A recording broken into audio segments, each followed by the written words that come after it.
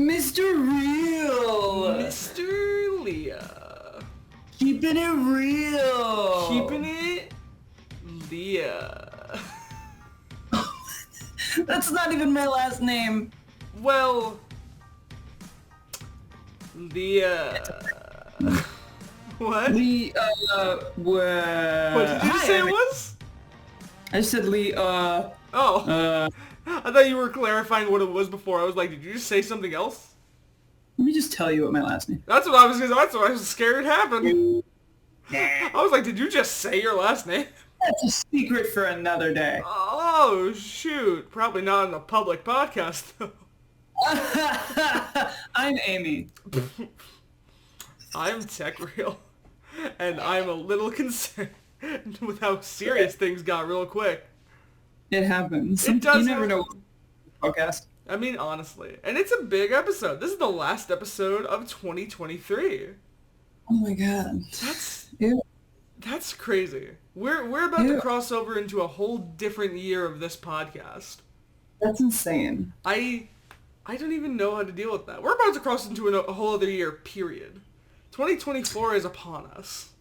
2024 is crazy because I'm looking to graduate soon. So like this is just, the future is nigh. The future is nigh. Yeah. Bill Nye? The science guy? Bill, I didn't Bill, fully Bill. What? I didn't fully process what you said, but I I love it. said Bill Nye. Oh, Yeah, the science guy. Do you not? Are you not aware of who Bill Nye is? I am aware of who Bill Nye is. Oh! I'm just missed the joke, I think. Oh, you said this year, 2024 is Nye, and I was like, Bill Nye? Oh, There we go. Side-ology, Literally, like, explaining our I jokes knew- till they're dead. I knew you had said something in relation to what I said, Yeah. but you guys don't understand the speed with which I forget what I say is astronomically high. That's a movie. Like it's fast and furious, and I didn't remember what I said, and you were going off about Bill Nye, and I was like, I love Bill Nye. What's Yeah, no, I was making an epic funny joke. But anyway, Oh my God. New That's Year. fun. Dude, how was your 2023? It was good. Yeah. It was frustrating. I had a pretty frustrating just in general because for those of you who follow my account, I had dropped out of school literally last year from right now because ADHD was basically kicking my ass. I was getting to a point where my executive dysfunction was so strong, and it was really frustrating because it's really hard to explain executive dysfunction to people who don't know what it's like. Mm-hmm. You know what I'm saying? Oh, yeah. And for those, for the sake of clarity, executive dysfunction is that feeling. There's a really good clip of Markiplier explaining it, if you can find it. But he basically it's the trouble starting something, and because like any task, it could be something you like, it could be something you don't like, it could be something you have to do, whatever. But like the feeling of you just can't start. There's just something. Markiplier described it as sandpaper rubbing in your brain. Like it's, you just can't start it. Oh, yeah. And if you try to start it and you push past that feeling and you keep going, it only gets worse. The feeling that I got specifically, there was a final paper that was due in like days. My final paper for psychology was due in days. And I had done everything. I had gotten coffee for myself to keep myself awake. I had gone out of my room to give myself a new environment. I was doing everything inhumanly possible. And the executive dysfunction thing went off, and like every sentence felt like I was pulling a fucking brick, like a giant brick. I don't know. But anyway. Slab. I don't know. Big concrete slab, like 5 big concrete slabs at once. Either way. I got some therapy. I've kind of figured out ways around that, but that has been a really big struggle in my life. So this year I've basically just been working and learning how to manage that, and also the Blue's Clues project. Yeah, that's right. all I did this year, really. I mean, I did other things. Like, I definitely worked at Halloween Horror Nights, and I stayed with Jessie. And that was great fun. But, yeah, this year has just been a lot of trial and error and just chaos for me. Dude, that's so valid. Yeah. How about you, Tech? What'd you do this year? Whole lot of junk. No, if that's not me every year. No, 2023, candidly, was a funky year. This past couple of years have been a funky year. A lot of personal stuff, obviously, I'm not going to get into here. A lot of stuff, but, it's, I want to say turning up? Maybe. Oh. Who knows? I don't know. I'd like to hope. No, I think things are going okay. I mean, there's still been a lot of good things I did over the course of the year. There's a lot of things I made. I got to visit 2 different people, like, this year, which I don't do often. Yay. You were one of them. And I was like, whoa. And I visited Jessie, and I was like, whoa. I got to see an in-person tech reel. I know. That's so rare, because I don't get to do that ever, because I'm broke. That was so cool. It was good. I am still, okay, to not go too meta on this podcast, yeah. I'm still in love with the fact that you are part of your own project. Like, I love that you're in it. That's my favorite thing. It's the best thing. There was actually somebody who reacted that we both saw that freaked out when they saw Tech Reel in the video because they were like, oh my god, that's it. That's who the project's for. Oh my god, wait. It's amazing because, like, it's this funny paradox then of that, like, I was in the project and there were certain things I wasn't allowed to know. But because I was there, I was able to film some stuff, but I couldn't know the whole thing because obviously it was a secret. So there were... in project character tech reel knew more than I did. So in a weird backwards way, I was jealous of myself that that son of a bitch knew more about what I couldn't know than me. But we're the same person. Yep. For the sake of clarity, I think I've said this on the podcast before, but if you don't know, I made a giant project for TechReel called Clues.exe, where I took my original character Steve and made him Steve from Blue's Clues. And it's on my page. My TikTok or my YouTube name is Amyleighuh, Amyleighuh. You can go find it on there. I've been working on that all year, so we're talking about that. But the last appearance is my favorite because I literally looked at you and said, the only thing you need to know is that Steve did something cool. Yeah. That's it. That's all I had to work on. And I was just like, I have no idea what he did that was cool or what he would do that was cool. I just had to act as if I knew.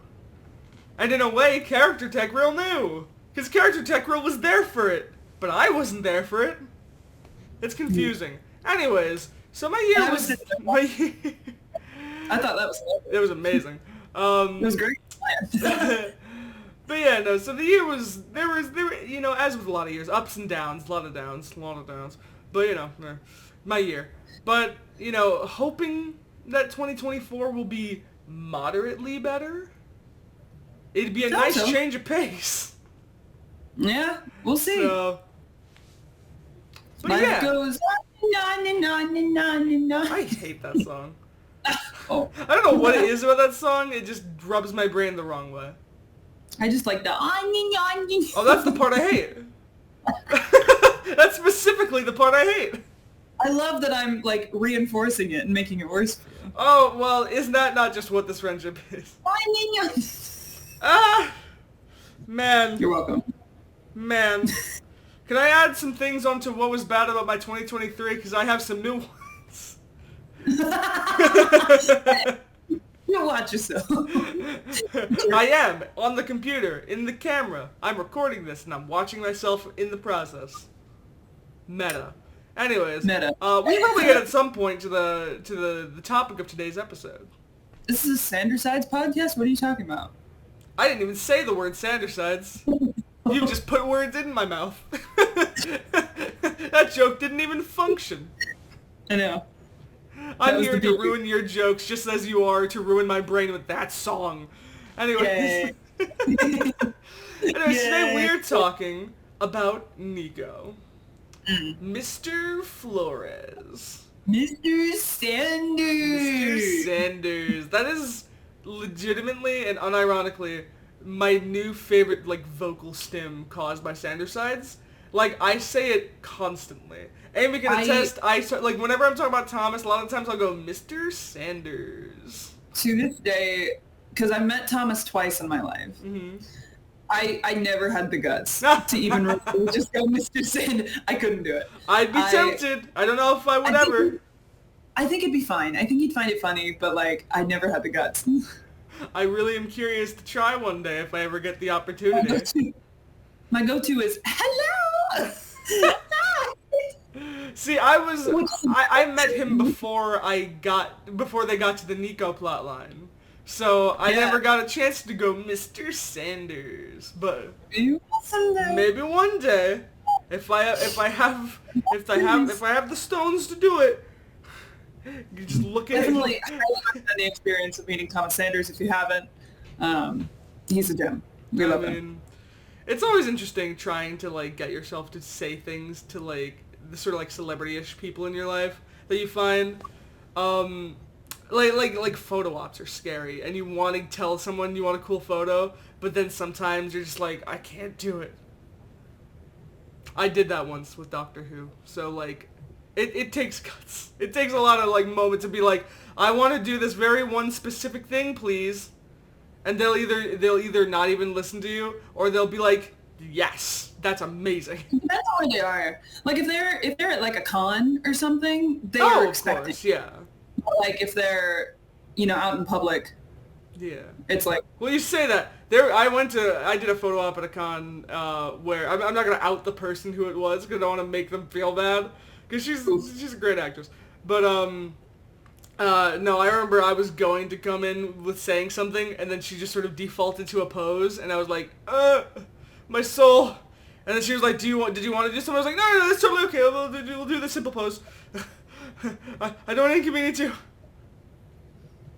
That's uncomfy. Meanwhile, I talked to, like, Matt Smith and Alex Kingston. I was like, I want you to be on me and him to be jealous. And they were like, yes, I'm down. Yep.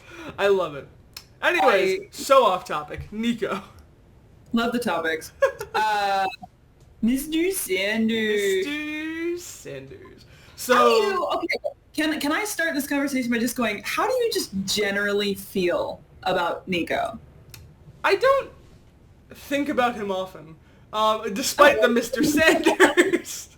I don't think about him. Podcast over. Bye. Well, like, here's the thing. I don't really think about him that often. I my focus is so, like, sternly on the sides and what they're going through. And because Nico has only come up a very small handful of times so far, like, I don't think about him too much. Because, like, think about it, he was the center of that one episode, and then, Flirting with Social Anxiety, where he debuted. Then he was referenced in Working Through Intrusive Thoughts, and then there's the latest video, and that's it. So over the course of quite a bit of content, I don't think about Nico much because he doesn't show up much. But when I do think about him, he seems alright. We don't know enough about him yet, but, like, he seems cool. Yeah. He seems like a really sweet guy. Like, I honestly probably would vibe with Nico, honestly. Yeah. With the way he writes music and is just very creative. A very creative individual. Oh, I love a lot of my friends. Yeah. Like, you were, like, waiting for me to say more. I was waiting for you to not let me say more. I was like, oh. Podcasts, we love them. So, no, a lot of my friends are very creative individuals in some capacity, whether it's acting or writing or drawing or whatever.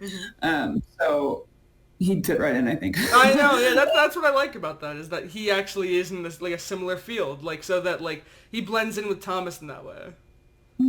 Which I say, but, like, does character Thomas do that? I didn't really think about that. So I think about Thomas, but then there's character Thomas. Does character Thomas do the same stuff that Thomas does, like, creatively? Because we know theoretically he's...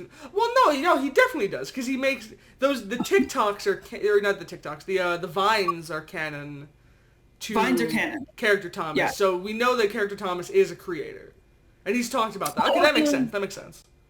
I wouldn't say he's a YouTuber, though.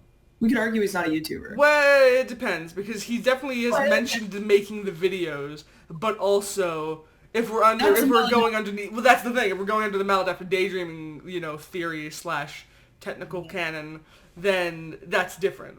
But I think regardless of whether or not those videos are real, there is something to be said about the fact that he is Mallet After Daydreaming doing it, so there is still that desire to be that. If that makes sense. Yeah. So, like, whether or not he is a YouTuber is one thing, but whether or not he wants to be, he's a creator in some sense or another, regardless. I think that's pretty not up for debate. He is a creator in some way. How meta would it be if he maladaptive daydreams this stuff and then records it? Like Character Thomas just recording the conversations he has with the sides and then putting them online. That's what it is. It turns out that's what the series is. Is that he's making the videos based on the Maladaptive Daydreams? Whoa. This is actually Thomas Sanders at this point. Anyway, wow. There's no difference between Character Thomas and Thomas. That's an interesting thought. Thomas comes, the real Thomas Sanders goes, no. He's like, no, I don't think you understand the series. And we're like, yeah, probably not. No, he's definitely explained he's not Character Thomas. Yeah. They're similar, but they're not quite. Yeah. I think Character Thomas is a bit more passive than the real Thomas. I think the real Thomas would like, anyway, this is all. But, I almost said just, but like, I don't think he kicked ass. Anyway. What are you talking about kicking ass? What happened? I'm digging myself a hole. Apparently. I want to know what hole you dug yourself into. Dug yourself into. I think I'm saying, I'm basically saying the real Thomas, okay. I'm basically saying that Character Thomas is a bit more passive and the real Thomas is more assertive. Okay. And more, I don't know, I think he's more comfortable with himself in that way than Character Thomas is. And in that way, I started to be like, oh, Character Thomas would be like real passive about it, but Thomas would kick your ass. And that's not... No, I see that. That makes sense to me because Character Thomas is in a position right now where he's still working through his mental health and I think he's a few steps back from where Thomas is currently. I think that's a fair assessment. Probably. I think in all of this, it's important to remember though that like we don't know the real Thomas. Oh no, of course. I'm just going off of just pure vibe. Yes. I'm just assuming that is the case. But yes. Anyways. What are we, like, 15, 18 minutes in? We haven't even talked about our core concept. What do you think about Nico, real quick, before we get on to that? This is a smaller topic. Oh, yeah. We have the ability to pad things out of it, and probably the requirement, too. Yeah, this one's a little bit more chill. Yeah. I think, I like Nico. I think Nico it really seems like first impressions wise, it seems like Nico has a hold of what he wants. Like there might be some insecurity and things, which is okay, but like, I mean, doesn't everybody? Oh, but I think I like that Nico. I don't know. He just doesn't seem very. I don't know what I'm trying to say. He seems like a good guy. He seems like a good guy to trust, is what I'm saying. He seems like he's got his stuff together, more or less. Yes, and I think he's good for Thomas. I think that the danger here, quote unquote, that could happen, which probably will happen with the projection going, is that Thomas is not going to be able to trust him, and that's going to cause an issue. I think there's just some. I don't think like a projection thing happening where Thomas doesn't fully trust himself to the point that he doesn't trust Nico. I think is what's going to happen. Interesting. Yeah. Because he's already in a bit of a weird spot because there are some sides that are a bit iffy right now regarding Nico, and that's what we're going to be talking about today. Finally, oh my god, I get to talk about the topic of today. We're like 20 minutes in. We did it. We got here. I forget. You forget. What? I'm playing dumb. I know. Excuse me, chair. Shut up. I get to finally talk about the topic. Remus. Remember that time I named my chair Remus? Several episodes ago? Anyways, today we're going to be talking about what all of the sides think about Nico and feel about Nico. And Thomas starting to get to know Nico. How many times can I say Nico? The episode of this title... I said the episode of this title, as opposed to the opposite way around. Don't pity me. Yeah. Don't patronize me. This title is Nico. Shut up. The episode of this title is to Nico or not to Nico. That's the episode, not the title. What was that? Did you like what was the holding the hand up? Was that like Shakespeare in the Skull type of thing? It's going. To Nico or not to Nico? That is the question. Whether it is nobler to Flores or something. I'm so glad you said that. I couldn't remember what it was. I said that before. I was wondering if you'd remember, and I was waiting to see if you would see it, and I'm glad it got just as much of a laugh now as it did before recording. I freaking love it. So yeah, the sides. So shall we begin with Logan? Yes. You know, that's how you pronounce his name. We are now filming, honestly, another thing we could probably talk about is the new episode, because we haven't... Oh my god, can we just take a second to talk about how amazing that new episode was? Can we just geek out for a second and be like, yay, Thomas, good? That's all I want to do. I just want to take a 10-minute break to applause the episode, and that's just the next 10 minutes of clapping. Very, very good. Thomas, I genuinely, not that I haven't felt Sanderside's geekiness from other episodes that have happened, but this is the first episode in a while that hasn't been an ad and has been well, I guess the Sanderside's New Day. I don't know. This is the first episode. Inside Out wasn't really an ad as much as it was a geek out. Oh, that's fair. But this is the first episode I think in a while, even though it isn't an episode, it's an asides. But it's the first thing in a while that we've gotten that feels closest to typical Sandersides. Which again, not to come down on anything that we've gotten up until this point. Everything that we've gotten, I've loved. But I love it. Oh, honestly, the plush, even the plush episode at the time was the closest. But of course, I was mad. But of course, it was amazing. But no, this episode is the first in a while that really felt very Sandersidesy. So I think we both saw it and geeked out. It was oh my god, it's just Sandersides. I lost my shit because I think all the characters were characterized really well. The first watch, I knew. Well, we can talk about this in a sec. Mm-hmm. But I know the first watch made me angry at Logan for a while. I was because listen, I defend Virgil to the fucking ground, and nope. I mean, yes, but no. But at the same time, we talked about it and we figured that out. We'll get there. The whole thing about that I remember is that you were mad at Logan that he was making assumptions. I think that he was assuming the worst in Virgil in that moment. Yes, but he was assuming. Yes, okay, we'll get to... I know your point, I understand, but still. The fact that Logan got the newspaper and just went, this is it? And Virgil's kind of shrugging and being yeah, just, why don't you read some of it? And he did not say that. Wait, did he say that? He said, oh, why don't you read it? No, he said, I'm sure you'll find something in there that you'll like. That's what he said. He didn't... Yeah. But that's very different. There's a difference between saying, I'm sure you'll find something of interest in there, versus, why don't you take a look and see what you find? Those are very different commands. So, with that in mind, Logan, there was just miscommunication that was happening. Yeah. And I was sitting there going, of course Virgil wouldn't give you a newspaper alone. He's got more than that. Come on, look at... See, I felt like Logan for the first minute. I was like, Virgil, no. What are you doing? I love how literally you and I just kind of took our favorite character for a second and went, what the fuck? I had a panic moment not for sort of for Logan or for Virgil. I had a panic moment for the writing. Because there was a small moment where I was like, Thomas, no. You can't do that. And I'm glad he didn't. I felt like he wouldn't, and that's what confused me. I was like, there's no way that Virgil did this.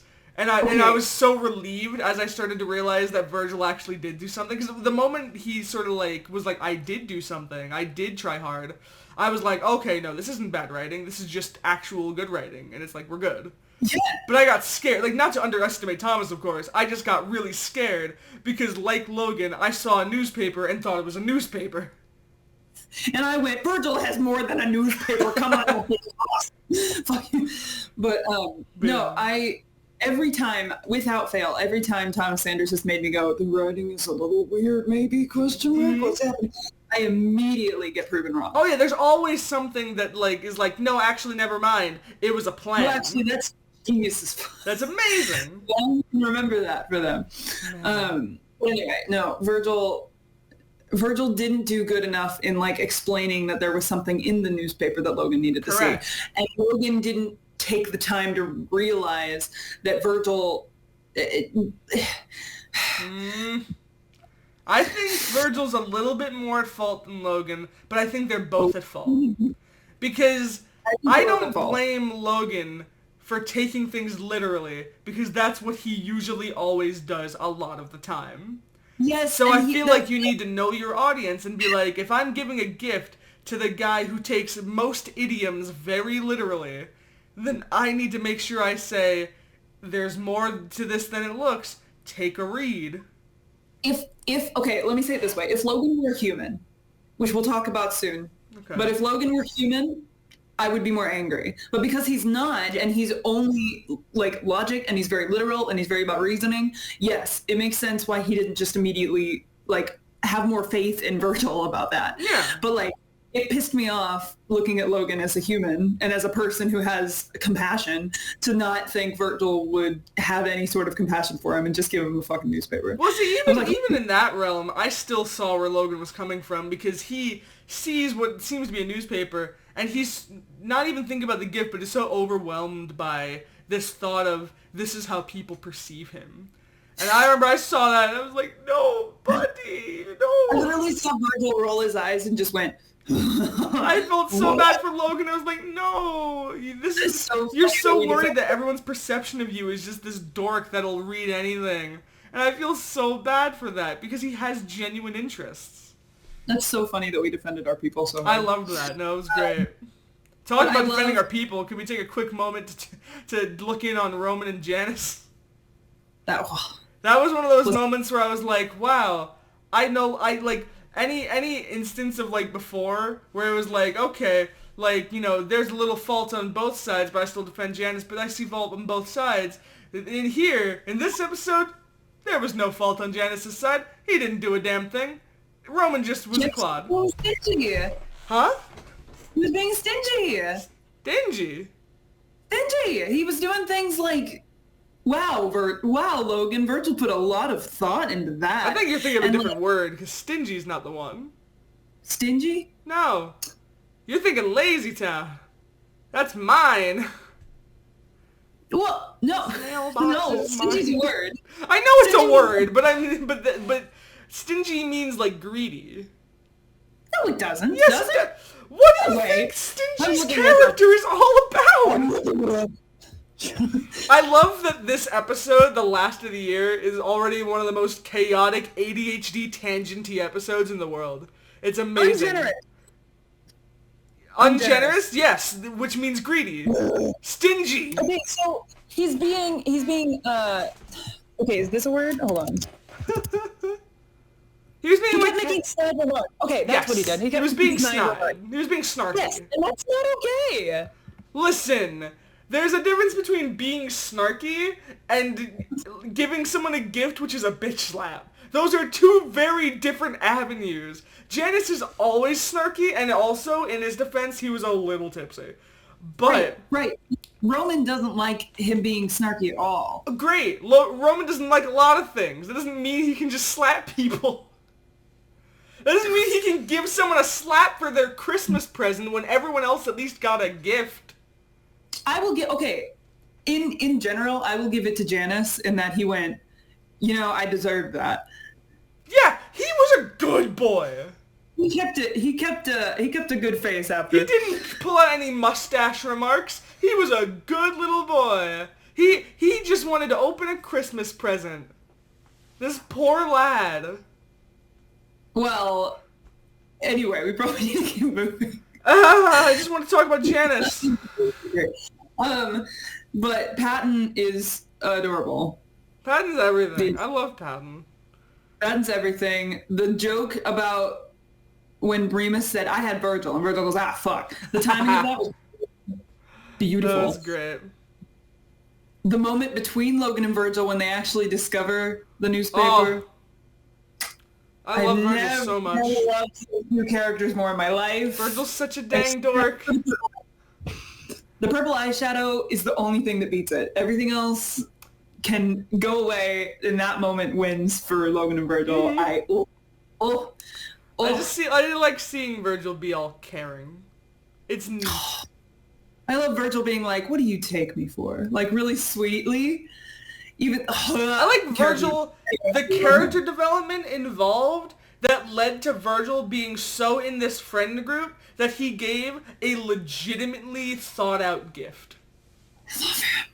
He gave Patton a card back then, and that was still very thoughtful. But this is like a real thought out gift this time. Like, he really went out of his way to come up with something that his person in the Secret Santa exchange would enjoy. And that is character development, my friend. I love him. I love him so much. Also, Janice got Patton a gift, and it was cute. Janice got Patton a gift. And Patton got real excited that Janice was a Secret Santa, and I thought that was cute. And they're besties, and I love them. Dude, A+, Thomas, that was great. Oh, A++. That was one of my favorites. That might be one of my favorite Sandersides things in the whole franchise. That really is. That's a bold statement, but like, that episode was just pure good vibes, except for Roman that one time, and then the rest of it was great. And also, Logan and Roman working together at the end. Which is, again, character development of Logan being like, I need your help for creativity, please. That's crazy. That's some stuff you wouldn't see like a season ago. Like, the thing is, we probably would have seen it, but it would have come with a lot of arguing. Whereas this one was just like, hey, would you be able to help me with something? Well, it would have come with Logan begrudgingly asking for Roman's help, as opposed to just being like, could you please help me with this thing? It was a kind request that didn't seem like, oh, I'm burdened by having to ask you. It was like, no, I actually could really use your assistance with this thing. And that was really neat. So, with that in mind... Also, Janice and Remus have their own spaces. I know that was an inside-out thing, but like, it's confirmed now that this is where they stand. And I love that. They have areas now. They have their own specific areas. And also... Oh my god. Whew, I need to breathe. I'm too excited. I will say, please be safe with alcohol, but Janice being drunk was my favorite thing. Oh my god. I love Janice. Please be safe with alcohol, but Janice... Truly. But Janice. Last thing I'll say, too, is, sorry, I just got reminded of the line you were saying about Janice drinking alcohol, and he was like, mulled wine? I'm not offering, I'm just showing you all. I love Janice. But no, the last thing I'll say on it is that I didn't realize how much I needed an episode of Sandersides where all of the sides were present and interacting with each other. Because that's never quite happened. Like, the Inside Out episode prior was the closest we've gotten. But even then, like, that again, that's not really like a Sandersides type of format that we did. This was like the closest to like full Sandersides where all the sides were present and interacting with each other. And you see the different relationships and how they factor into things. And it was fascinating. And it was like, whoa, I never realized how amazing that was. And that might be why it's one of my new favorite episodes of any, like, I know it's an Asides episode still, but like, it might one of my favorite Sandersides things because you get to see all the characters in equal amounts and all the different various interactions between all the characters. It's amazing. It's gorgeous. I think every character interacted with every other character at least once. So you get a lot of crossover between the different, again, the different relationships, the different, like, woo! Gorgeous. Thomas really outdone himself with that episode. And it's funny, because it from what I understood, it was like a pretty last-minute decision to do an episode. I don't know if that was correct. It seemed I could have sworn I saw someone being like, "Oh, now I like him say to someone over Twitter like, "Oh, like I realize now I need to do something for the holidays, like put together some sort of sketch." So I don't know if that was a real last minute thing and he's just that amazing, or if he actually did plan it for a bit. But I do know he asked Patreon for help with the gifts, like what the gifts were. And the thing is, like, once I mean, I don't know if I can speak for him, but I know for me, once you have like the core of the video, like, you know what is being distributed, like once he figured out the gifts, I feel like the dialogue on top of that wasn't as difficult to find. Fair enough. I feel like as someone who's been writing, I've actually been writing my own thing right now. Once you know what the characters' personalities are, and then you know what the gifts are, the dialogue can kind of flow a little more naturally. It all falls into place. I think, but that may not be what he thinks. I don't. Anyway. Also, Roman? How's Roman gonna spend that 20? He can't buy things. I don't think he will. I think he kind of has his face on it, and I don't think he will. I'm just trying to translate how it works that he gets money at all. I'm assuming maybe that just means like that's like a reserved $20 of Thomas's money to get things that Roman would like, maybe. That's all I could make sense of that with. Which actually that does make a lot of sense if framed that way. We've seen in universe that they have phones and they have apps and they have like Tupperware and things. So like maybe they have their own like in-world universe or something. They have phones, they have apps, they have Tupperware. Those are the same. Shut the fuck up. The Tupperware is so insane. That makes a lot of sense. But the connection to the outside world is what's weird. But yeah, I still love it. Anyways, whew. Who knows? So Nico, yeah, we're over a half hour into this episode. We have not yet talked about one side's relation to Nico. Here's the deal. We had to get to that because there was new Nico content like recently, so we had to catch up. Yeah, there we go. That justifies that. There's reason for it because I was gonna say Logan talking to Roman about Nico shows that Logan isn't opposed. Okay. Yeah, he's not opposed to Nico. I do think he has reservations, though. I mean, yeah, but like not any that wouldn't come from any relationship, I think. Well, yeah, like, I don't think his reservations have to do with Nico as a person. They're more to do with how distracted Thomas is because of Nico. Yes. And, I mean, we saw that in Working Through Intrusive Thoughts, where he was trying to get things done, and then Thomas kind of went, oh, but Nico. And he was like, well, Yeah, the whole ending of that episode was so sad. Just watching him be like, I can't do this thing right now. I'm a head out. We'll do it another time. Promise. Totally. Definitely. Wink. Bye. And then just Logan left there like, he chose Nico over me. Just sort of like that energy. Less of that, and he chose...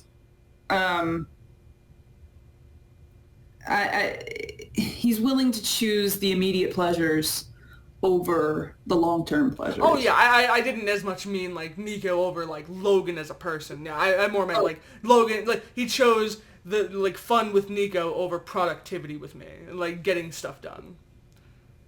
I know all of the sides kind of answered questions about Nico in the Have I Grown episode. And I remember Logan being like, I'm interested to see what else he had. Like, he's very neutral about it seems. That's fair. He's just kind of like, I'm very interested to find out what else he likes. Because I'm sure that, like, he can also understand that he could be a positive to Thomas.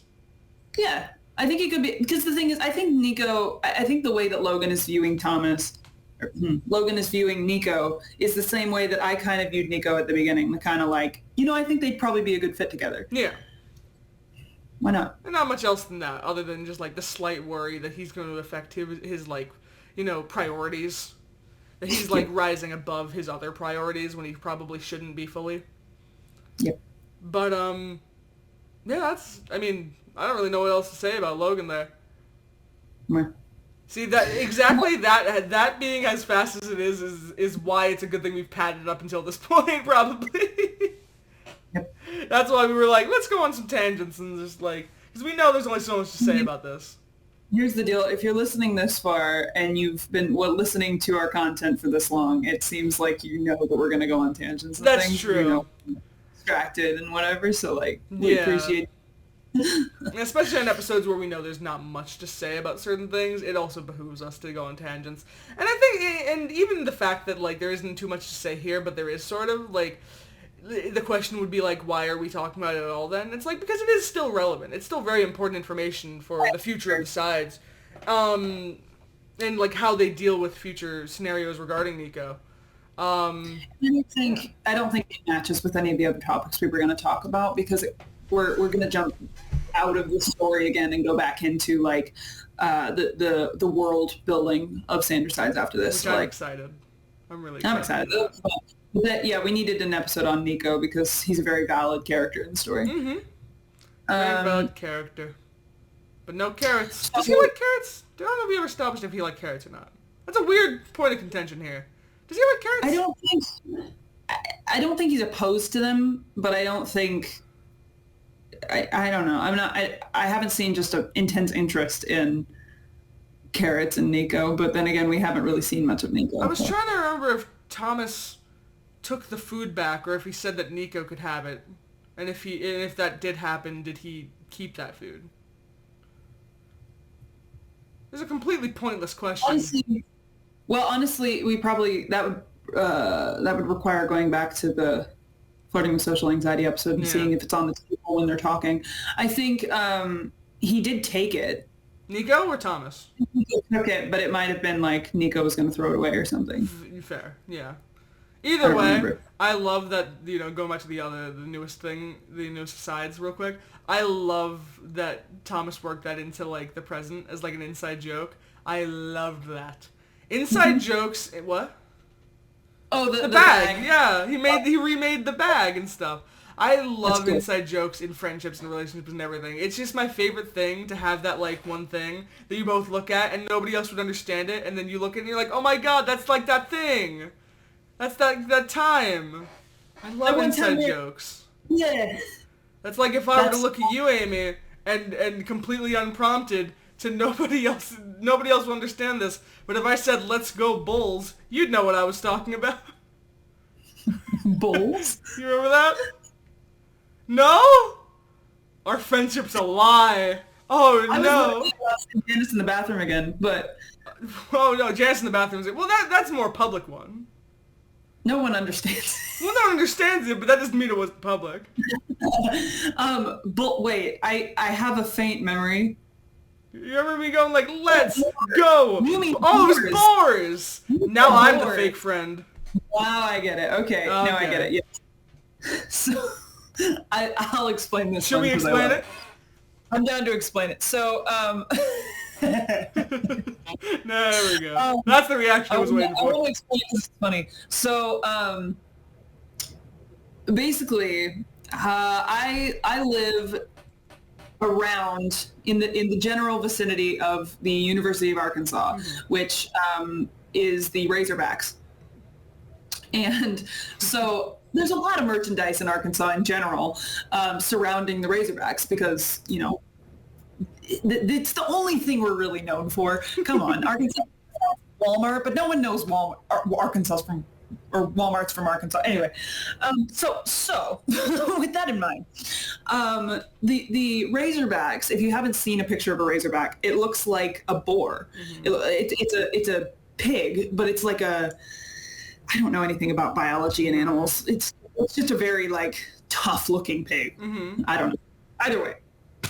So Tekrill and I, when he was here with us, or with me, we went to a flea market. Actually, Steve and Tekrill went to a flea market. Oh, we did. And, one of the fun things about Steve is that I have to kind of not break character because he's a robot, so I have to, like, really suck in my emotions and everything. So anyway, we were walking along, and there's this traffic light that has, like, let's go, and then a picture of the Razorbacks. Yeah, and it's, like, going sequentially. So we were walking, and I see this, and you know, in typical tech-real ADHD fashion, I'm like, I'm going to recite it as it goes. So as it lights up, I'm saying each individual bit. So I look at it, I'm like, let's go, boys. And then, yeah. Oh, I broke so fast. You broke, and I was just sitting there like, what did I do? Is that not what that says? Am I a silly goose? What happened? Here's the deal. I knew the tech girl didn't know what the Razorbacks were, no. And I knew that like I've grown up around the Razorbacks, so like it's just common knowledge. But just the way he goes, "Let's go, boars." That was so funny to me in the moment, and I got so mad. I laughed and I went, shit, fuck. I saw it on your face that you were just in pain trying to get back into character. Oh. That was my favorite part of hanging out with Steve, was just trying to break you a little bit. Like, I wasn't trying necessarily, but like subconsciously I think I was definitely trying. Because I like making people laugh. It's my goal in life to exist and make people laugh. So, sorry, my brain just went like, I am just Roger Rabbit. Please! Anyways, I need to leave. I can't do this anymore. Oh, you're wonderful. I heard that noise come out of my mouth. I was like, no, I need to throw myself into the dip. That is the interesting thing about Steve, though, is like he doesn't laugh. Mm-hmm. So he's kind of uninteresting.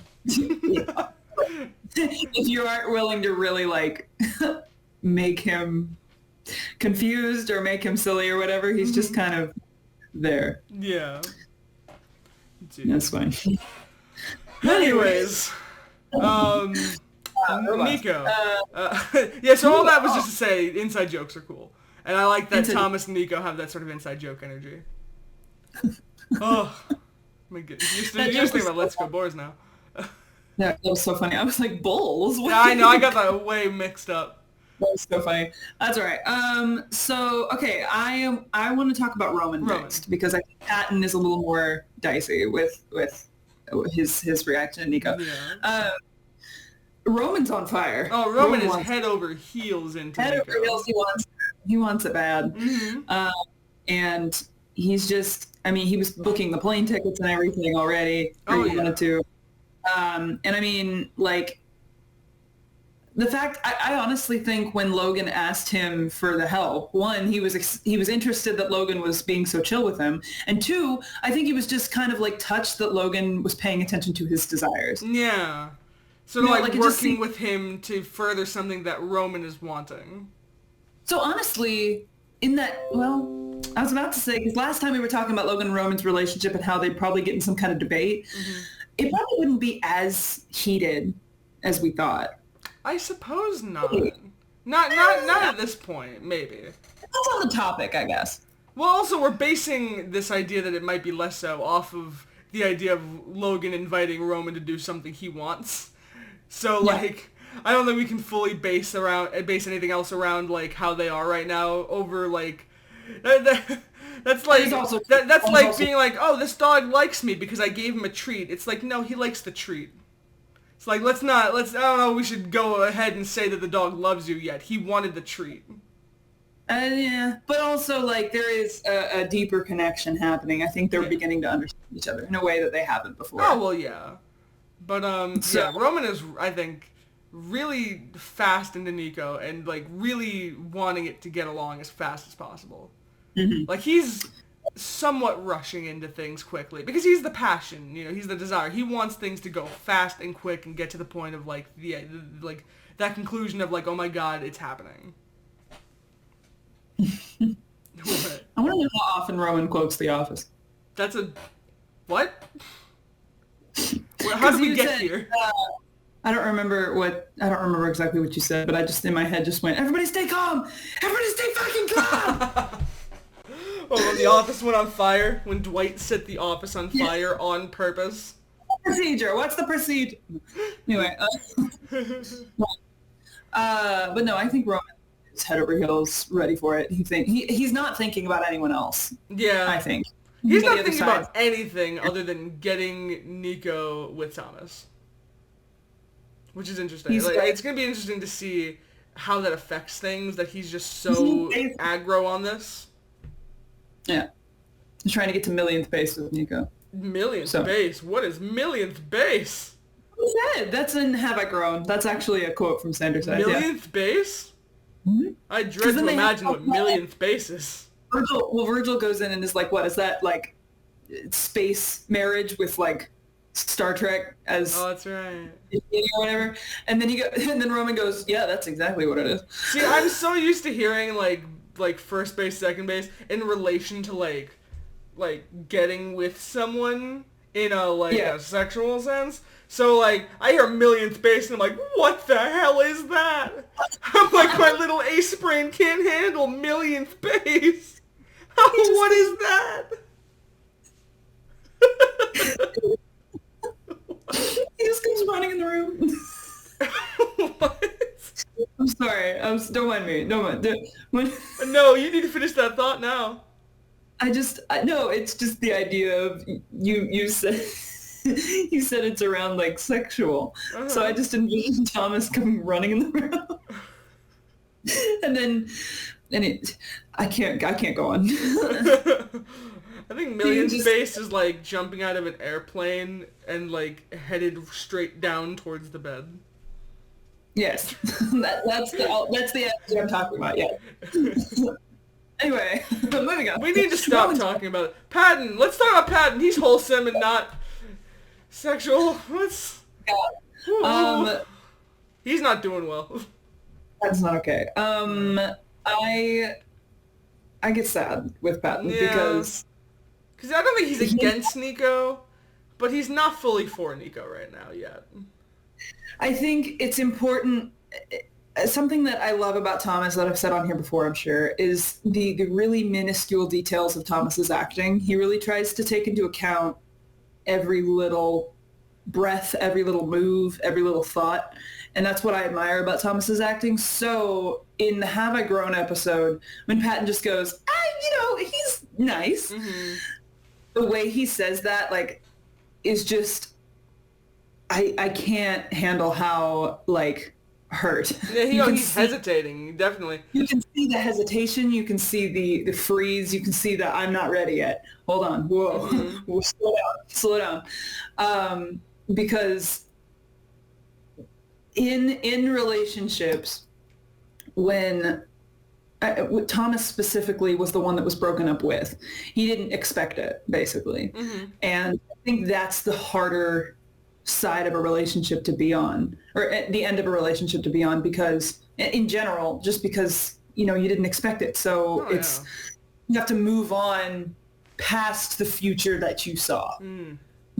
And there's a lot of moving on that Patton still needs to do, it seems like, because I haven't seen a Patton be excited about Nico yet. Yeah, I mean, even just the fact that, like, I don't know how much it is to be read into, but, like, it was still a while ago, but what was the Wes Anderson video, where, like, Patton still is being associated with the picture frame from Moving On to Florida?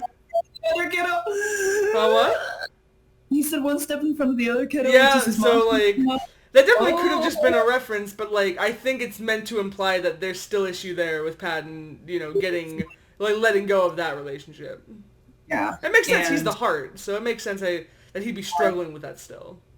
And honestly, like, it depends then on, like, how much... I also think it's important to notice, like, how much was he aware of what happened, because I think it's valid to... how do I phrase it? I think it's valid after a breakup for, like, both parties to have trouble talking about what happened, mm-hmm. if they're struggling with that. But if one party doesn't know what happened and the other party's not comfortable talking about that, then, like, Patton would have trouble accepting it. Yeah. Same time, I think. I think Patton is still, like, requiring closure, I suppose. Yeah. That he's just not gonna get to the extent Oh, that he you're wants. such a good word. I'm so glad you said that. Yeah, yeah. I mean, that typically is the case in a lot of, like, you know, broken, like, friendships or relationships. It's that requirement of, like, that feeling that you really want closure. You want that answer, and, like, unfortunately, that doesn't always happen. No, yeah. You can't always get that, like, perfect, like, crystal clear, like, seal it, end of the book closure. And, like, I know I've had to struggle with that myself. I've had, like, friendships that have ended, and I know that I don't have the closure that I need in certain areas as well. It's a rough thing. Yeah, and I unfortunately, I don't think Roman is paying attention to that at all. No. I think that's hard for Patton, because I think Patton is trying to pretend everything's okay. Patton's trying to play like, oh, we're fine, but he's having trouble latching on to Patton, or he's having trouble even latching on to Nico at all. Yeah. Because that, and then we can continue that conversation with Virgil, because Virgil has a lot of hesitation as well. Of course, yeah. Yeah. But yeah, before we do that, though, shall we get to a Mind Palace moment? Moment! Oh my god, is that a cat? Willow, you're supposed to be with Jessie. What are you doing in the... Roman, are you not playing the piano? No, no, I'm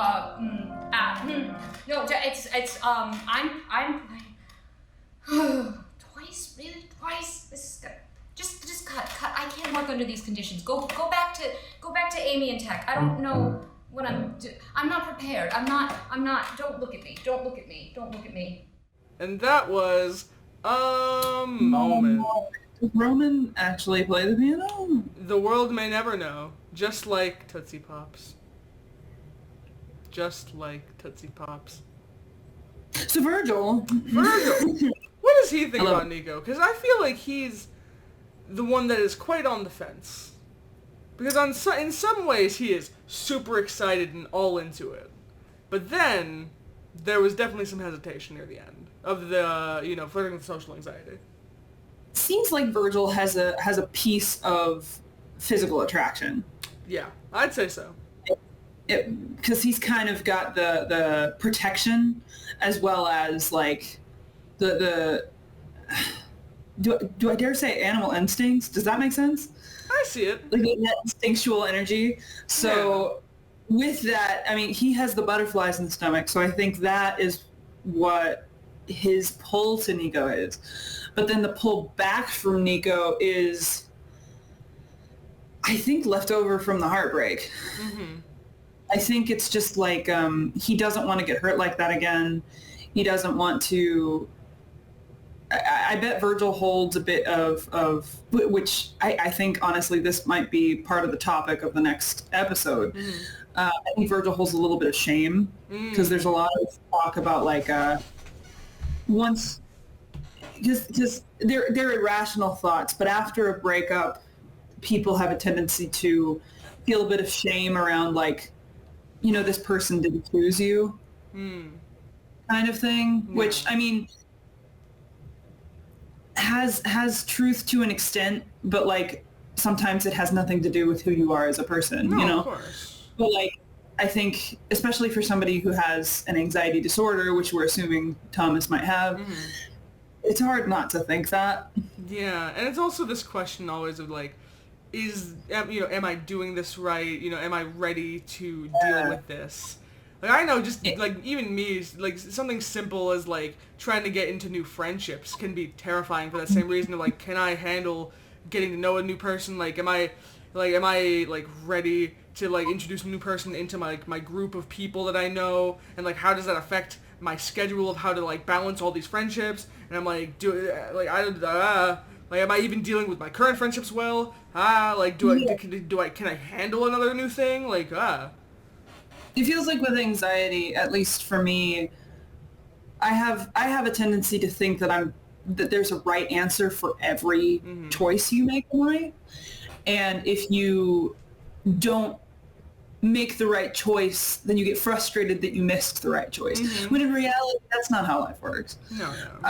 but my anxiety has a tendency to pull me that direction. So in the same way with Virgil and Nico, I think Virgil is really like interested in Nico, but is like, am I ready to make the right choices to make this work? Yeah. I think he's still holding a lot of responsibility for how the last one went, which we don't know the answer to how the last one went, if it was something he did or if it was something that just happened or whatever. But like, I think Virgil holds responsibility, which I don't think is good, because I don't think, I mean, you can only take so much responsibility for the end of a relationship if it's something that wasn't your fault. Yeah, if it was something you clearly did, then of course. But like, if it was just sort of like not, I don't even want to say mutual, but if it was something that was just sort of like, you know, the feeling wasn't right at the time, it just wasn't working out. Like, it's not really like there was any blame. It was just that like things weren't feeling correct. It's like you can't just come down on yourself for that. That's not really anybody's fault. It's just feeling like things aren't right. I love honestly, as much as I love this new episode, I don't think I really don't think anything is going to beat the purple eyeshadow and Virgil's like torn thought process in that last bit of flirting with social anxiety, just because it's so raw for Virgil.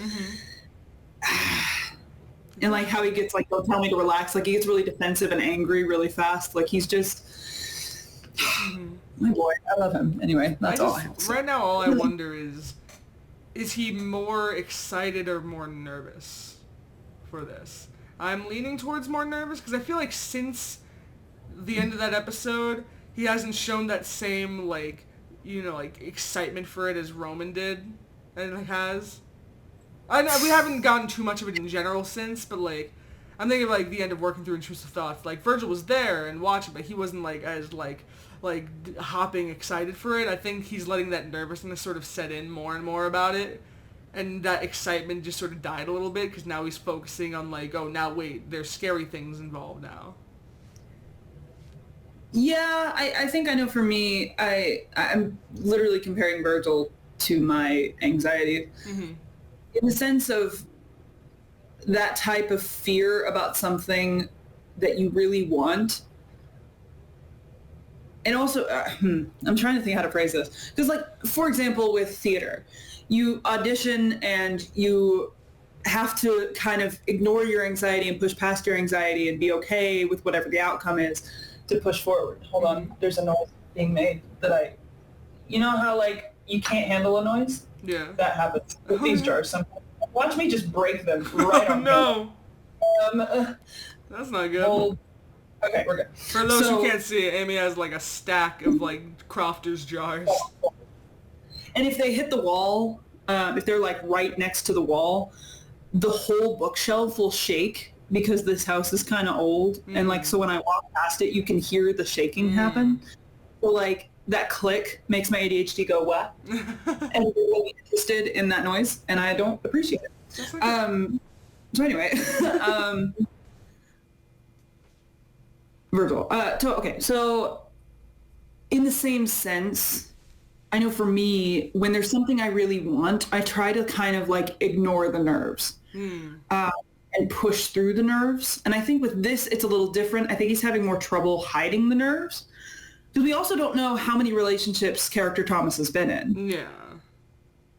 So if this is like the second one, this is really scary, because like you don't want to hurt the person and you don't want to. Yeah. So there's a lot of fear there. Yeah, especially the second, because then his only example of a relationship is one that ended not. I mean, I guess in general that would always be the case. No matter how many relationships, your only example would be relationships that ended in some way. Like, so, like, there's always going to be that thought of like, oh gosh, like it's interesting that in both ways that like more relationships would be more anxiety, because then it's like a bunch of people it didn't work out with. But then it's also like the first one after the only one would still be also really scary, because it's like, okay, starting new with a new person, how the heck? They both get scary for different reasons. Yeah. So I think he's on the fence. I do think, he's leaning more into the nerves, but I think he's really trying to be okay. But in trying to be okay, I think he's repressing his needs. And in repressing his needs, it's going to explode and have a moment later. Yeah. I don't think because on top of that, he's watching Janice get accepted, and he's watching, he's watching the whole group just kind of crumble a little in his eyes. So with that going on, I can only imagine how much nervousness that makes him feel about Nico. Yeah. Because he feels like everything's going to shit inside. So why the fuck is he going to be okay giving his love to Nico? But then Nico says something that comforts him, and he's okay. And he's like, oh, actually, he's kind of cute and hot. Actually, what the fuck? I think, Virgil's going to be a bit, like, back and forth for a while. Until things start to go somewhere. I don't think he's just sitting on the fence. I think he's jumping over the fence back and forth. I think he's just... I think he is nimble and quick in jumping over the candlestick. Wow, that really got you. I almost made you choke on your drink. He's really nimble and quick. Wow, I didn't think a candlestick reference would be this amusing to you. You never know what'll make me laugh. That is factual. My humor's broken. So. That epic 2023 Jack jumps over the candlestick reference. Whoa. I think it's just the image of Virgil just flying over. The irony is that Virgil would be so scared jumping over a candle. Yeah. Because it's like, if he makes one move, he's like, if I make one move, I'm going to fall and go into flames. Listen, that's how he feels about this, though. It works. Oh my god! And anxiety is both nimble and quick. It makes your brain go quick. And it keeps you on your toes. Nimble. Nimble and quick with and you're jumpy. Relax to your soul every 5 seconds. And just, yeah. I think it works. Yeah. I love Virgil. Anyway, how many times can Amy say I love Virgil in these podcasts? I don't know. Start a counter. Don't. I'm not going to do that. That sounds like a lot of effort. That sounds like a lot. No. It's a lot. You just need to know it's a lot. Anyway. Anyways, also real quick before we get on to Janice, I just want to say there's a noise that has been introduced to my environment. I don't know if it's audible, but my upstairs neighbor is working out. Oh. I love it. He has a workout machine that's right above my ceiling.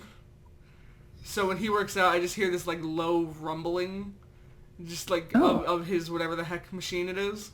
And I just get to sit here and be like, oh, he's doing stuff. Great. Anyways, Janice. What does Janice think about Nico? I cannot think of a single time he's even mentioned Nico. He probably did. Probably the 5-year anniversary. I don't know. Did he say anything about Nico in that?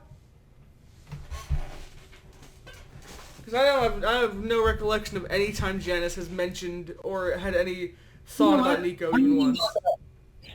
I'm willing to look it up. What do you think, Mr. Janice? What do you think? What do I think he would think about Nico? What do you think Janice would think of Nico? I think that Janice being the mental health boy, as he is, I think that he would invite the idea and be pleasantly accepting of the idea of Nico showing up.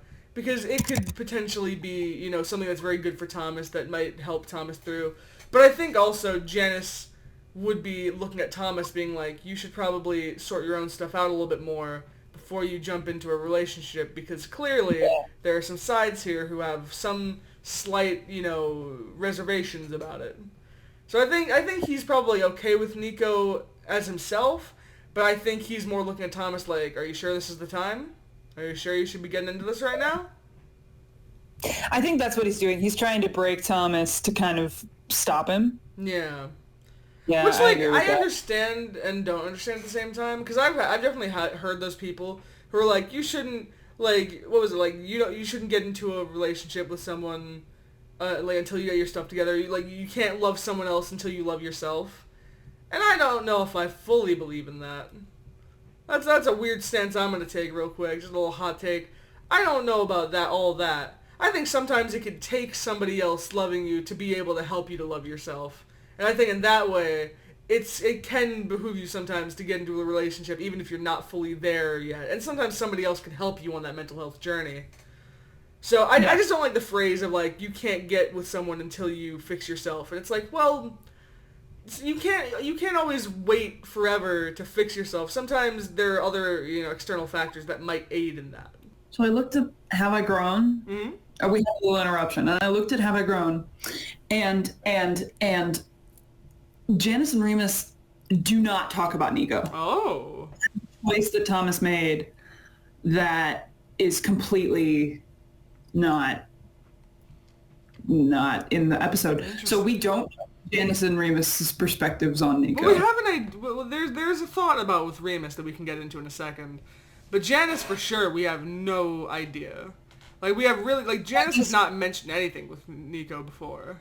That I remember. Interesting. Because what else? No. Interesting. Wait, I think I'm wrong. Hold on. I'm getting an image of Remus being like, he's all right. Maybe. I don't know. I only know that we have an idea with Remus because of working through Intrusive Thoughts. Yeah, those are the episodes that he's been a part of. He's like, they're all right. Okay, never mind. But anyway, so Janice, we have no idea other than what we've speculated.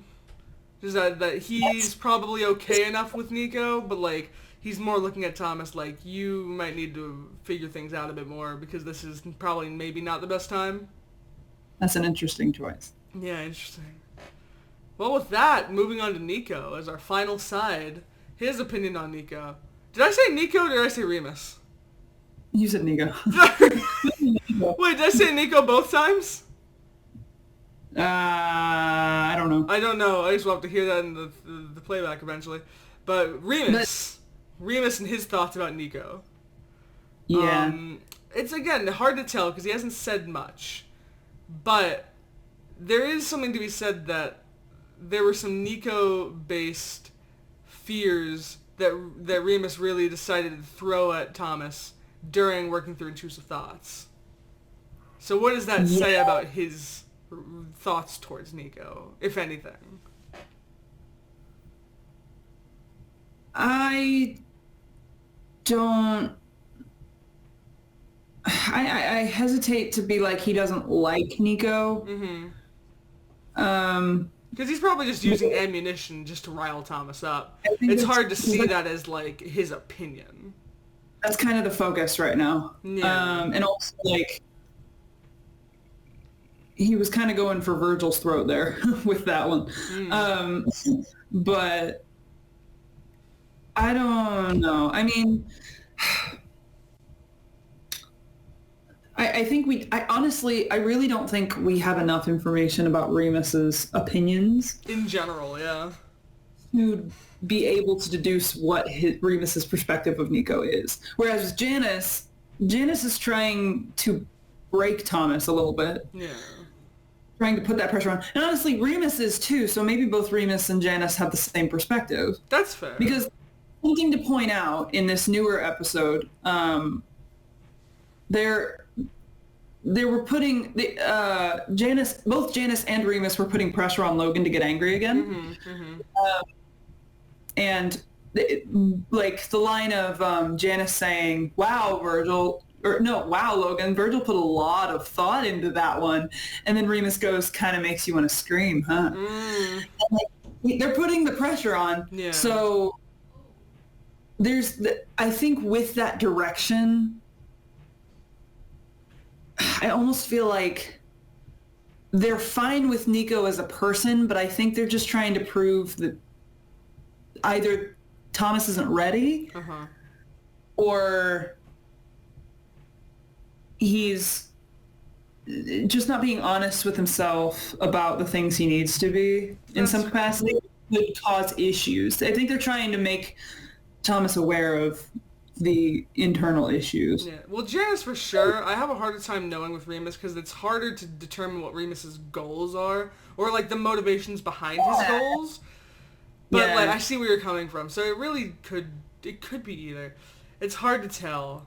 But with Janice at least we have a clearer idea because we have a clearer idea of Janice's motivations. But that's all speculation because as I say there's no evidence that they've talked about Nico at all. Which I think is really interesting.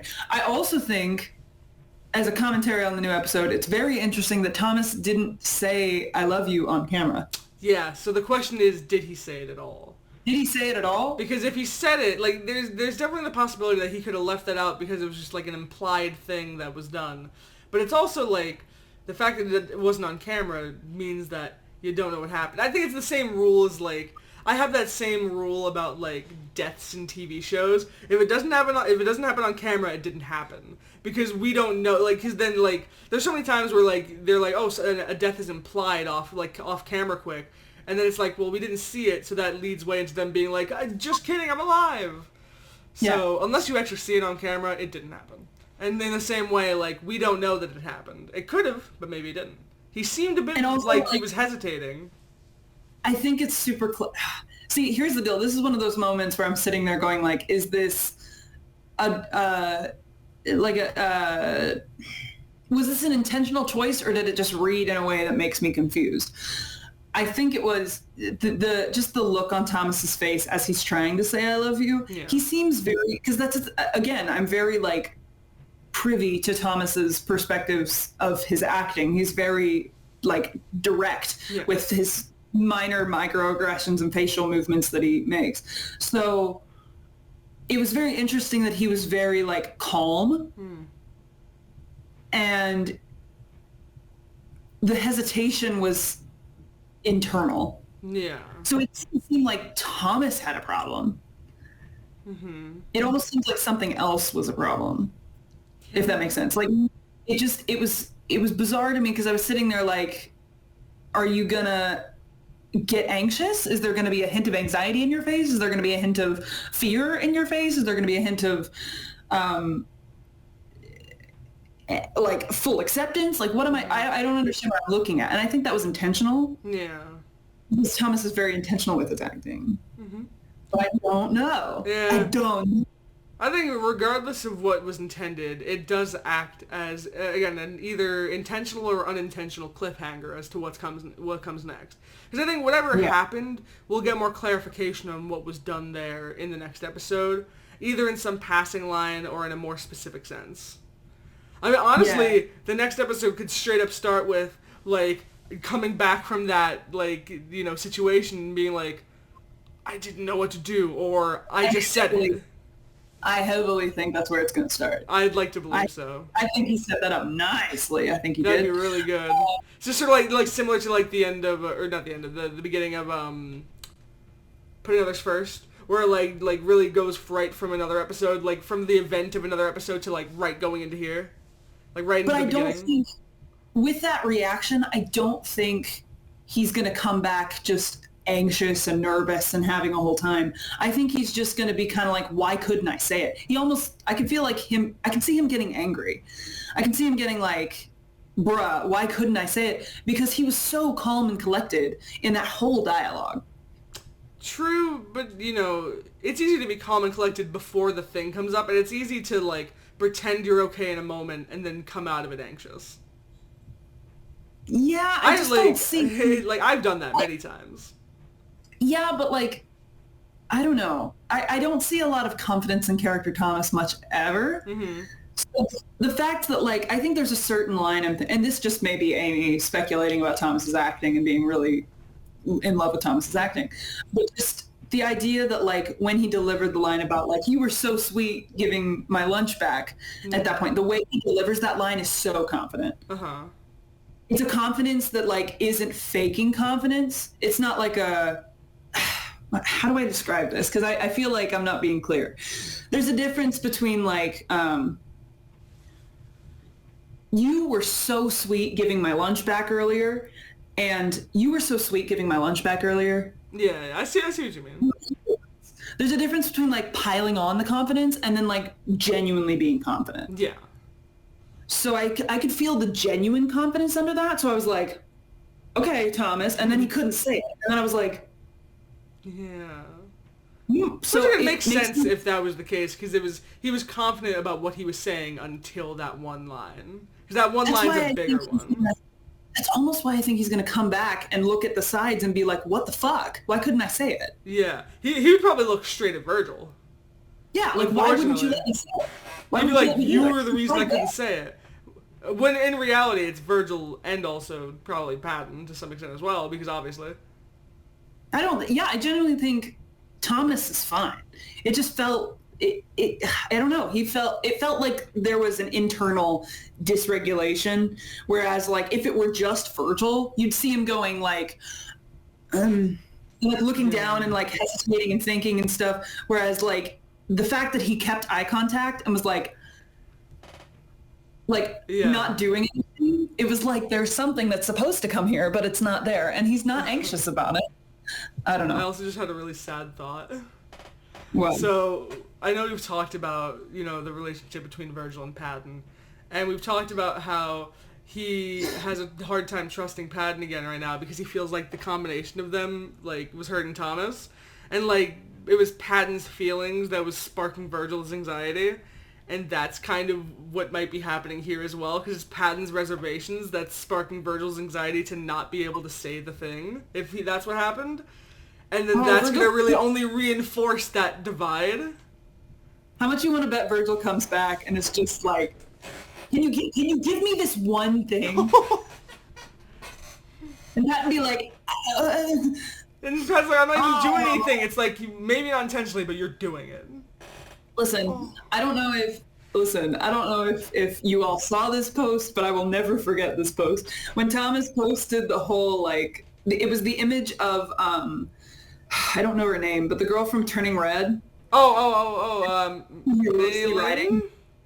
Maylin, when she's furiously writing in her notebook, and it's just, like, red. Do you remember that image? Thomas posted when she was drawing under the bed? Yeah, she was drawing under the bed.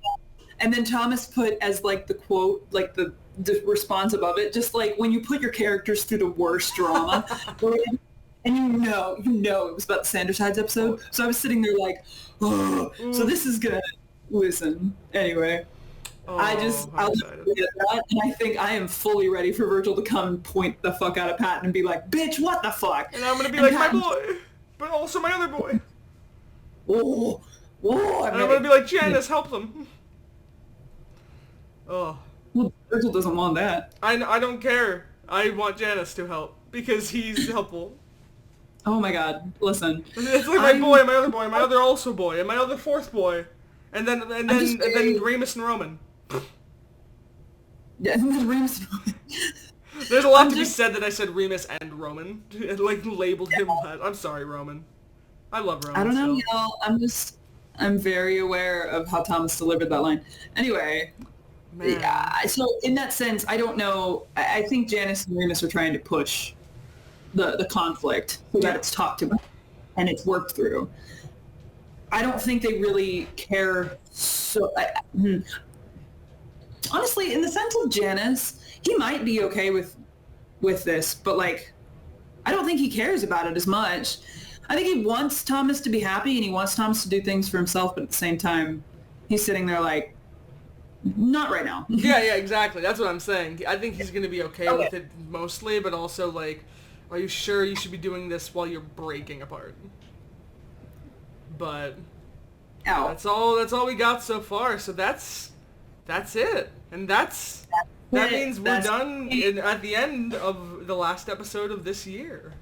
We've talked about all the characters except for Thomas. Yeah. But Thomas is all aside, so it doesn't. There's really not much to say in general, I think, of just like what Thomas thinks about Nico, because Thomas is already into Nico and sort of prioritizing him. So I think that's already like well enough established that like it wasn't really needing to be said. Mm-hmm. But you know, now we did. Y'all, I'm over here geeking out about Thomas's acting again. It's so good.